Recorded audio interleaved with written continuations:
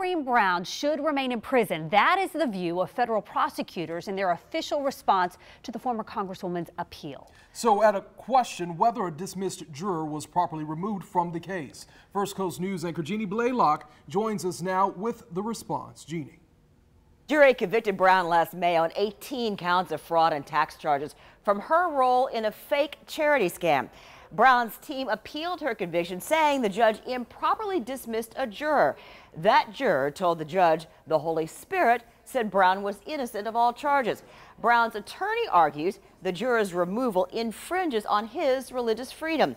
In a 62-page response filed today, prosecutors say the removal of that juror was based, quote, on his inability to fairly consider the evidence and apply the law. Prosecutors say, simply put, jurors may be removed if their religious faith precludes them from performing the duties of a juror. Brown is currently serving her 5-year sentence in a federal prison in Central Florida. Heather?